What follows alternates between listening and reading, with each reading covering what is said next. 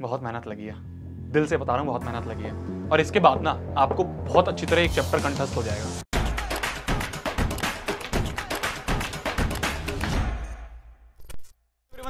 और आज की इस वीडियो में मैं आप सभी के साथ सोशल साइंस की टर्म 2 की स्ट्रेटेजी का डिस्कशन करने आया हूं। टर्म 1 में भी हमने आपको बहुत प्यारी सी स्ट्रेटेजी थी, बहुत प्यारे प्यारे हमने नोट्स आपको प्रोवाइड करे थे और हमारा टर्म 1 अच्छा भी गया था, है ना, बहुत अच्छे अच्छे नंबर भी आए थे। अब बारी हमारी टर्म 2 की। टर्म 2 जो है ना, ये आपको भी पता है सब्जेक्टिव है। और एक राज की बात बताऊं, ये जो सब्जेक्टिव पेपर है ना, इसमें तुम्हारे भैया ने झंडे गाड़ रखे हैं, महारत हासिल कर रखी है। मैं ऐसा नहीं है कि मैं कोई टॉपर था, नहीं नहीं नहीं, मेरे सोशल साइंस मेरे को बिल्कुल अच्छी नहीं लगती थी, मेरे को समझ में भी नहीं आती थी, मैं पूरे साल नहीं पढ़ता था सोशल साइंस। बट आखिरी में ना मैंने एक क्रैक ढूंढ लिया था सोशल साइंस के एग्जाम का, और उस क्रैक की वजह से मैं अपनी क्लास तो छोड़ो, मेरे जितने भी सेक्शन थे ना, उन सारे सेक्शन में 8वीं हो जाए, 9वीं हो जाए, 10वीं हो जाए, सब में सबसे ज्यादा नंबर मेरे आते थे। पूरी नहीं देती थी मेरी मैडम, 90 नंबर का पेपर होता था, 1 नंबर काट लेती थी, थोड़ा चिढ़ती थी हमसे, बट फिर भी सबसे ज्यादा नंबर मेरे आते थे। मेरे को बिल्कुल अच्छी नहीं लगती थी, पूरे साल में नहीं पढ़ता था। बट भैया ऐसा क्या क्रैक था जो आपने ढूंढ लिया, वही आज इस वीडियो में मैं डिस्कस करूंगा। शुरुआत करते हैं, ज्यादा टाइम मैं आपका नहीं लूंगा क्योंकि आपके पास टाइम नहीं है, बहुत कम टाइम हमारे पास बचा है पेपरों के लिए। क्या था भैया वो क्रैक? ये 2 पॉइंट है, अभी मैं इसको पूरा एलेबरेट करूंगा तो ध्यान से सुनते रहना। आगे यहाँ पे मैंने बहुत सारी चीजें लिखी हैं, कुछ स्टेप्स हैं जो कि आपको फॉलो करने हैं। ये एक बहुत बड़ा क्वेश्चन जो आपके दिमाग में आता है कि इससे इतने सारे क्वेश्चन है भैया, याद कैसे करें, वो भी इस वीडियो में मैं डिस्कस करूंगा। तो आराम से लेट के चाहे देखो, पर पूरी देखना, ध्यान से देखना, ठीक है। सबसे पहला पॉइंट, अगर मैं क्रैक की बात करूं तो भैया क्या क्रैक है? सबसे पहला है कि हमें ना फैलाकर लिखना आना चाहिए एसएसटी में। हमारे नंबर इसी के हैं, जितना पेपर हमारा भरा हुआ दिखेगा उतना हमारा जो है नंबर हमें मिलेंगे। फैलाकर मतलब इलेबोरेट करके हमें लिखना आना चाहिए। अंग्रेजों, कुछ किसी लोगों को फैलाना समझ में नहीं आया होगा, फैलाना मतलब इलेबोरेट करके लिखना। भैया इसका कोई एग्जांपल दो, कैसे करना है? दूसरे पॉइंट पे अभी हम आएंगे, इस वाले पे, है ना, अभी हम इस वाले को समझते हैं। भैया फैलाकर कैसे लिखते हैं? मान लो हमारे जो नोट्स हैं, ठीक है, नोट्स में हम ऐसा तो नहीं है कि पूरी पूरी लाइन लिखते हैं, कुछ पॉइंट्स हम लिखते हैं नोट्स में। आपके पास नहीं है नोट्स, मैं प्रोवाइड करूंगा, टेंशन मत लो। नोट्स में हम क्या करते हैं, जैसे पहला पॉइंट है 59% जो है डच स्पीकर्स होते हैं जो कि फ्लेमिश रीजन में रहते हैं, क्योंकि ये याद करना आसान होता है। नोट्स में हम ऐसा कोई इतना बड़ा बड़ा लिखेंगे नहीं, हम पॉइंट्स लिखेंगे बस, कि एक लाइन का एक पॉइंट हो गया, दूसरे में ऐसे ये तीसरा पॉइंट हो गया, चौथा पॉइंट हो गया, ऐसे हमने कुछ पॉइंट्स याद कर रखे हैं। अब जब पेपर आता है ना तो उसको फैलाकर लिखना है हमें, सिर्फ इन पॉइंट्स को। कैसे? दिमाग लगाओ, देखो। सबसे पहला है, मान लो बोर्ड के एग्जाम में हमारा क्वेश्चन आया 3 नंबर का। अब 3 नंबर का क्वेश्चन है तो मिनिमम 3 पॉइंट्स तो हमें लिखने होंगे। ये सीबीएसई क्वेश्चन है 2015 का। Describe the ethnic composition of Belgium, ये आ गया हमारे सामने क्वेश्चन। अब भैया हमने तो सिर्फ ऐसे ऐसे पॉइंट्स याद कर रखे हैं, इसमें तो पूरे नंबर नहीं देगी मैडम। तो क्या करो, सबसे पहली ट्रिक जो सबको आती है, the ethnic composition of Belgium is very complex, it is stated in the following points. एक लाइन तो हमने भर दी, ठीक है। ये कुछ क्रैक होते हैं, ये कुछ तरीके होते हैं जिससे कि हम ट्रिक्स होती हैं जिससे कि हम फैला सकते हैं अपने पेपर में। तो सबसे पहला तो हमें ये आता है, जन्म सिद्ध अधिकार है हमारा ऐसा पहले लाइन लिखना, ये हमने लिख लिया। फिर उसके बाद पहला पॉइंट हमने लिखा, it has 2 main languages, Dutch and French. भैया ये तो यहाँ पे लिखा ही नहीं था, अरे दिमाग भी तो खोलो थोड़ा। क्या लिखा है? 59% डच है, 40% फ्रेंच है और सिर्फ 1% ही जर्मन है। तो यहां से हमें ये समझ में आ रहा है कि 2 मेन लैंग्वेज है, कौन सी? डच और फ्रेंच। यही हमने यहां पे लिख दिया, it has 2 main languages, Dutch and French. ऐसे दिमाग खोलना पड़ता है, ठीक है। ये कैसे समझ में आएगा, कैसे हम इसकी प्रैक्टिस करेंगे भैया, आगे आगे बताऊंगा। दूसरा पॉइंट हमने लिखा, of the country total population. ओए होए होए होए, इतना कुछ तो यहां पे लिखा नहीं है, पर ये कैसे लिख दिया? क्योंकि हमने दिमाग लगाया। कैसे लगाना है अभी आगे बताऊंगा। कि of the country total population 59% जो है फ्लेमिश रीजन में रहते हैं, फ्लेमिश रीजन में रहते हैं और स्पीक्स डच लैंग्वेज। देख रहे हो, सिर्फ इतनी सी लाइन को हमने 2 लाइन में कन्वर्ट कर दिया।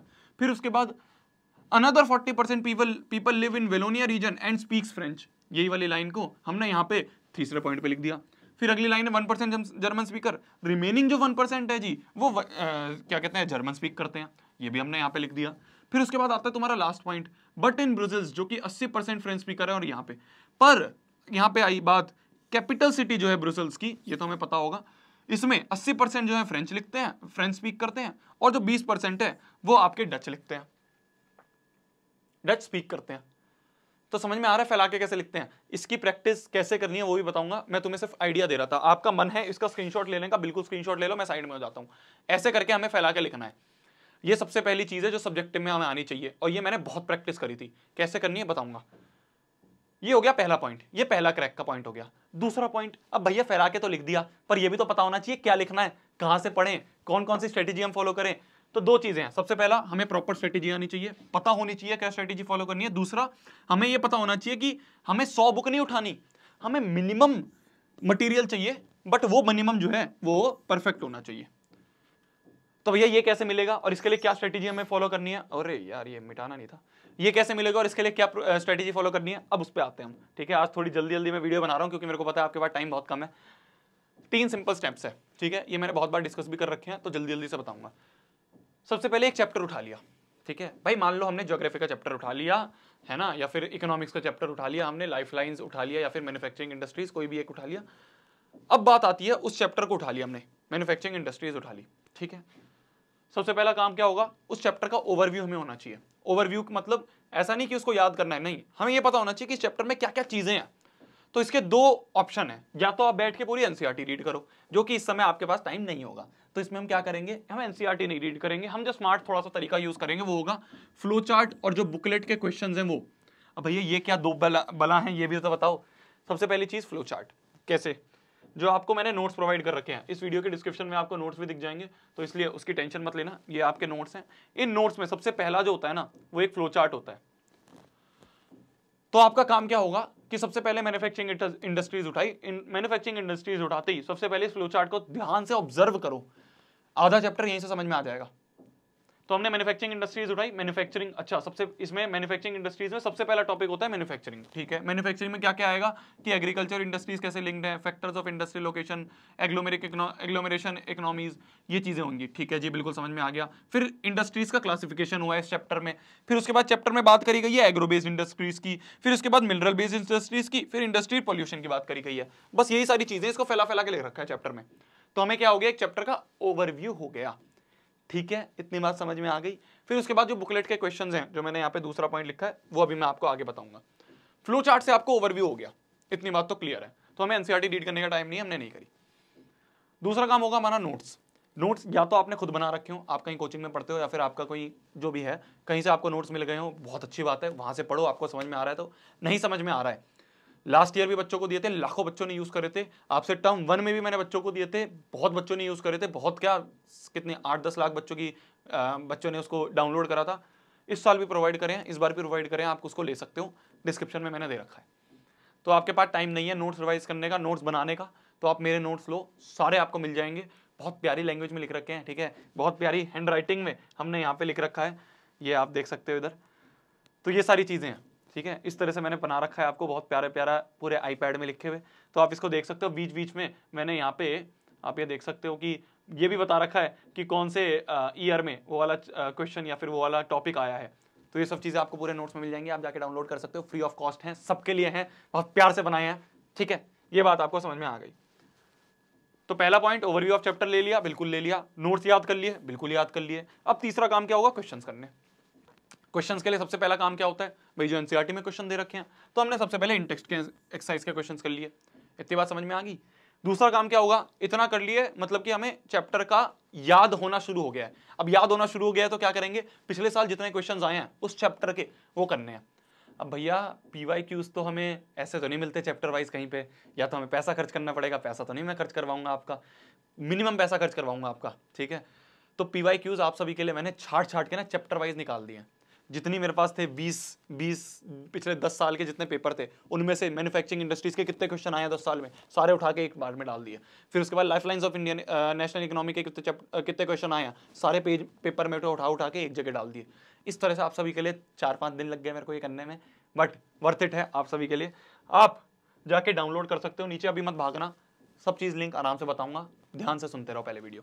इस तरह से आपके प्रीवियस ईयर क्वेश्चन जो है ना टर्म 2 के लिए चैप्टर वाइज मैंने बना दिए हैं। अगर मैं इकोनॉमिक्स की बात करूं तो money and credit chapter number 3 2020 में कौन कौन से क्वेश्चन आए हैं, 17वां 20वां क्वेश्चन, ये कौन सा क्वेश्चन नंबर है ये आपका जो उस पेपर में आया है, तो आप जाके वेरीफाई भी कर सकते हो, बट मेरे पे विश्वास है आपको, ठीक है। 27वां क्वेश्चन जो था, ये 3 क्वेश्चन आए हैं 2020 में, इसके आपको आंसर्स भी यहाँ पे मिल जाएंगे, साथ में दे रखे हैं मैंने, ठीक है। पर ऐसे देखना मत, पहले इसके बाद क्वेश्चन सॉल्व करना, फिर उसके बाद अगर नहीं आए तो नीचे आंसर है। फिर उसके बाद 2019 के जितने क्वेश्चन आए हैं, 2 क्वेश्चन आए हैं, वो 2 क्वेश्चन उसके 2 के आंसर्स। फिर उसके बाद आपके 2018 में कितने क्वेश्चन आए हैं, 1-2 क्वेश्चन उसके आंसर 17 में। फिर उसके बाद 16, 13, ठीक है, बीच में नहीं आए, वो 1-2 साल नहीं आए तो वाला मैंने हटा दिया है, 2011, इस तरह से। फिर उसके बाद अगला चैप्टर जो आ गया आपका, वो अगला चैप्टर आ गया यहाँ पे ग्लोबलाइजेशन के जितने क्वेश्चंस हैं, आपकी 22 पेज की ये पूरी पीडीएफ है, इस पूरी पीडीएफ में सारे प्रीवियस ईयर क्वेश्चंस हैं, ठीक है, सारे आपको मिल जाएंगे, डाउनलोड आप कर सकते हो। वीडियो को पहले पूरा सुन लो, फिर उसके बाद आगे जाना। तो ये बात आ गई आपकी प्रीवियस ईयर क्वेश्चंस की। तो आपको क्वेश्चन प्रैक्टिस करने के लिए सबसे पहले इंडेक्स क्वेश्चन कर लिया आपने, प्रीवियस ईयर क्वेश्चन कर लिए।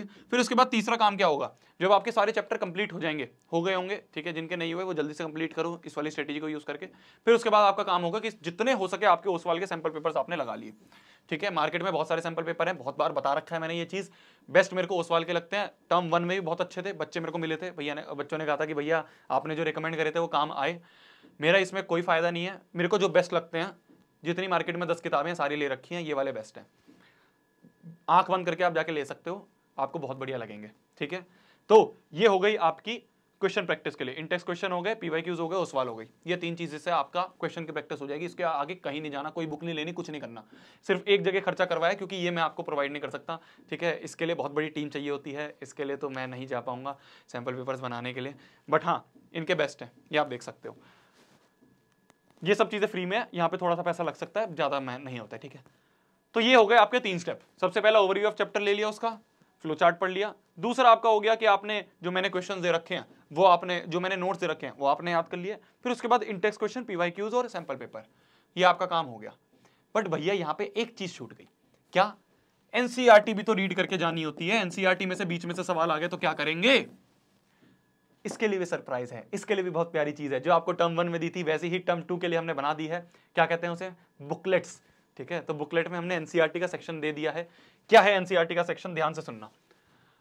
आप उठाओगे अपना, ये हमने क्या करा है ना, जो बच्चे नए हैं उनको बता देता हूं, पहले वाले बच्चों को पता होगा कि मान लो पॉलिटिकल पार्टीज ये चैप्टर है। ठीक है, तो ये आपका एनसीईआरटी का पेज है। इस एनसीईआरटी के पेज में से अगर कोई क्वेश्चन बन सकता है जो कि आपको हिडन होगा, उसमें कहते हैं ना कि एनसीईआरटी पढ़ो और अंडरलाइन करो, कुछ चीज नहीं आ रही है तो वो अंडरलाइन मैंने तुमको करके दे दी है।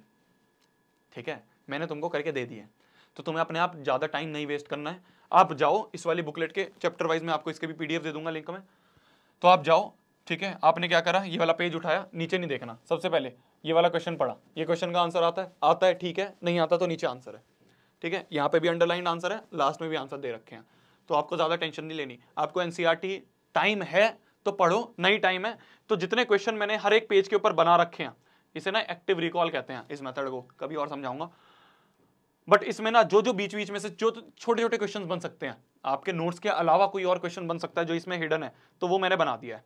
ठीक है, यहाँ पे आपको अंडरलाइन कर दिया, अंडरलाइन करके ऊपर क्वेश्चन लिख दिया, इस पेज में से जितने क्वेश्चन बन सकते हैं। फिर उसके बाद इस पेज में से जितने क्वेश्चन बन सकते हैं वो सारे बना के ऊपर लगा दिए। फिर उसके बाद तुम्हारे इस पेज में से जितने क्वेश्चन बन सकते हैं बना के ऊपर रख दिया। फिर उसके बाद लास्ट में हमने आंसर दे दिए। ठीक है, बहुत मेहनत लगी है, दिल से बता रहा हूँ, बहुत मेहनत लगी है। और इसके बाद ना आपको बहुत अच्छी तरह एक चैप्टर कंठस्थ हो जाएगा। 3 स्टेप हैं, बहुत आसान से। सबसे पहला फ्लो चार्ट पढ़ लिया, फ्लो चार्ट पढ़ने के बाद आपने नोट्स याद कर लिए, नोट्स याद करने के बाद आपने क्वेश्चंस प्रैक्टिस कर लिए।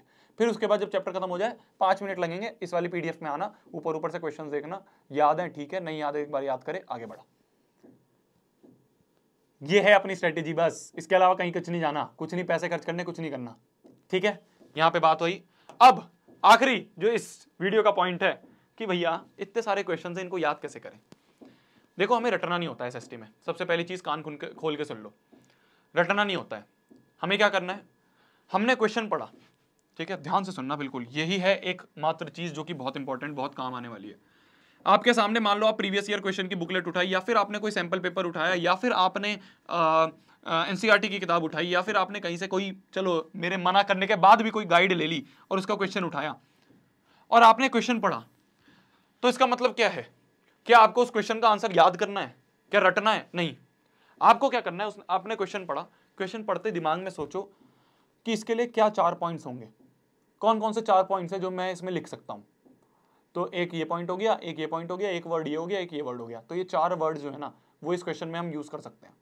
ऐसे सोचना है बैठ के, क्वेश्चन पढ़ा, 4 वर्ड्स हमें याद आ गए, क्या अब मैं इन 4 वर्ड्स को, ये अपने आप से क्वेश्चन पूछना है। सबसे पहला क्वेश्चन पूछना है, 4 वर्ड याद है? बिल्कुल याद है। दूसरा क्वेश्चन अपने आप से पूछना है, क्या इन 4 वर्ड्स को मैं फैला के लिख सकता हूँ? तो बैठ के सोचो कि यार इस वाले वर्ड को ऐसे फैला दूंगा, इस वाले वर्ड को ऐसे फैला दूंगा, इस वाले वर्ड को ऐसे फैला दूंगा। हाँ, ऐसे हो जाएगा। थोड़ी सी बैकग्राउंड नॉइस है, इसको वो करना, इग्नोर। तो ऐसे मैं फैला के लिख दूंगा। बस यही 2 काम होते हैं, रटना नहीं होता। ऐसे बैठे क्वेश्चंस देखा, क्वेश्चन देख के दिमाग में सोचा कि 4 पॉइंट्स हैं, 4 पॉइंट्स को फैला के लिख सकता हूँ, ठीक है कर सकता हूँ, तो आगे बढ़ो। अपने आप से झूठ भी नहीं बोलना, ठीक है, अपने आप से सच रहना कि है भी 4 पॉइंट्स या नहीं है, या फिर हवा में बोल रहे हो। 4 पॉइंट्स हैं, उनको फैला के लिख सकता हूँ, ठीक है, अगले क्वेश्चन पे चलो। 4 पॉइंट्स हैं, उनको फैला के लिख सकता हूँ, अगले क्वेश्चन पे चलो। 4 पॉइंट्स हैं इसके दिमाग में, बिल्कुल है, फैला के लिख सकता हूँ, बिल्कुल, आगे बढ़ो। इस तरह से हमें क्वेश्चन करने होते हैं, रटने नहीं होते। रटना में सिर्फ एक चीज़ है, नोट्स, ठीक है, उनको भी समझ में आ जाएगी, वो भी ऐसे बड़ी भारी भाषा में नहीं लिख रखा है, आसान भाषा में लिख रखा है, स्टोरी की तरह समझ में आएगा। ये आपकी सोशल साइंस की स्ट्रेटेजी हो गई। ज़्यादा टाइम मैं आपका नहीं लूंगा क्योंकि मेरे को आगे बहुत सारी चीज़ें आपको प्रोवाइड करनी है, तो छोटी छोटी वीडियोस बना के हम आप सभी के साथ आएंगे, ठीक है। सोशल साइंस के लिए हो गया है, अगली 4-5 वीडियोस प्लान कर रखे हैं बहुत प्यारी प्यारी, तो तब तक के लिए भाई इसको यूज़ करो, सारे लिंक्स आपको डिस्क्रिप्शन में मिल जाएंगे, ठीक है। तब तक के लिए भाई पढ़ना है, फोड़ना है, कहर मचा देना है और आग लगा देनी है। बाय, टेक केयर, जाओ चलो पढ़ लो, बाय बाय बाय, जल्दी पढ़ लो, जल्दी जाके बाय।